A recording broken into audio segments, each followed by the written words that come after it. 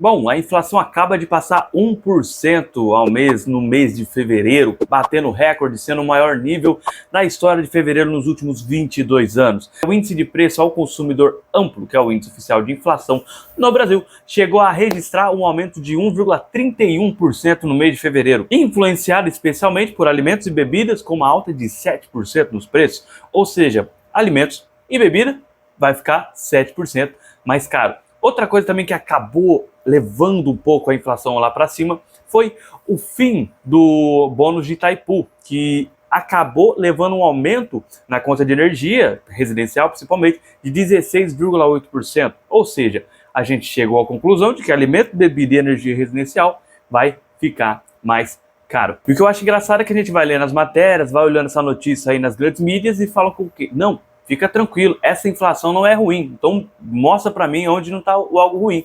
E o interessante é que a gente está tendo alta na inflação. Para controlar a inflação, você precisa aumentar a taxa de juros. E agora, no mês de março, nós temos o quê? A reunião do Comitê de Políticas Monetárias do Banco Central, ou seja, o Copom, que vai definir se vai ter corte ou se vai manter ou elevar a taxa de juros. E provavelmente com a inflação subindo mais de 1%, né, 1,30 e poucos no mês de fevereiro, será que os juros vai subir na mesma proporção de 1%? Porque não tem como manter, cortar uma taxa de juros onde a inflação ainda está subindo 1% no mês. Então será que Gabriel Galípolo vai decidir junto ao comitê qual vai ser a nova taxa de juros? Se ele vai acabar subindo, se ele acabar subindo, vai acabar complicando ainda mais o presidente Luiz Inácio Lula da Silva, que já está trabalhando em níveis baixíssimos de popularidade. E, para piorar, o Campos Neto, que era alvo de porrada da base de esquerda e também do presidente Lula, dizendo que o Campos Neto queria quebrar o país subindo a taxa de juros. Então nós tínhamos o querido Lulinha ali, nós esse presidente está acabando com a nossa situação aqui no Brasil. Agora nós temos o Gabriel Galípolo, que é indicado pelo próprio presidente Lula. E agora, será que ele vai começar a atacar o presidente do Banco Central, que é a indicação dele? Será que o Galípolo agora vai manter, cortar ou subir a taxa de juros?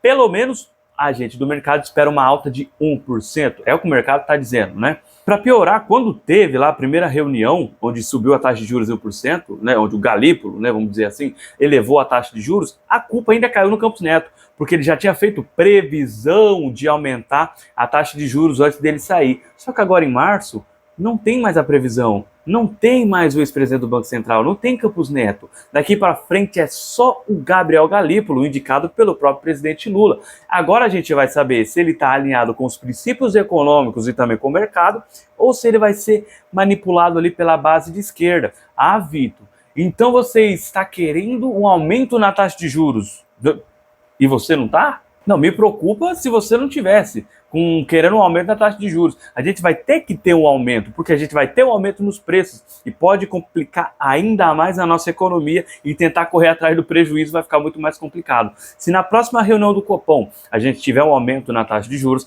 vai afetar mais ainda a popularidade do presidente Lula, vai ficar mais difícil explicar para a sua base de esquerda ali por que a taxa de juros não está caindo.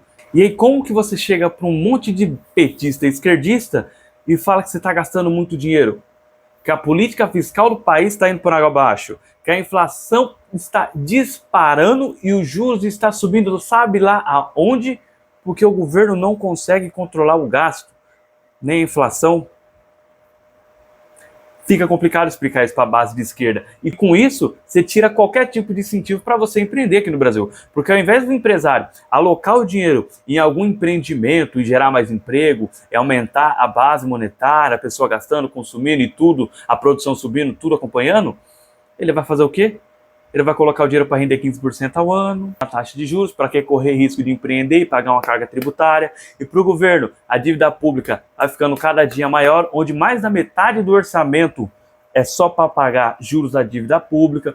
O varejo brasileiro, cada crise ou recessão que a economia sente, alguma empresa do setor do varejo não volta, fica lá embaixo, fecha a porta, pede recuperação judicial, não aguenta o tamanho da dívida, ou ela quebra de uma vez. Ou ela faz o quê? Pede recuperação judicial, ou ela vai vendendo outras empresas que ela adquiriu, que ela tem participação ao longo do tempo, para ela não quebrar. Só que tudo isso, com o varejo, sofreram com a taxa de juros e dólar, fica muito mais difícil você manter um varejo aqui no Brasil. E no meio de toda essa loucura, para quem é investidor, é o quê? Maravilhoso! Algumas empresas brasileiras estão sendo entregue praticamente de graça na Bolsa de Valores. Então você tem empresas com lucros bilionários, com preço valor patrimonial de 0,65, 0,70, 0,80.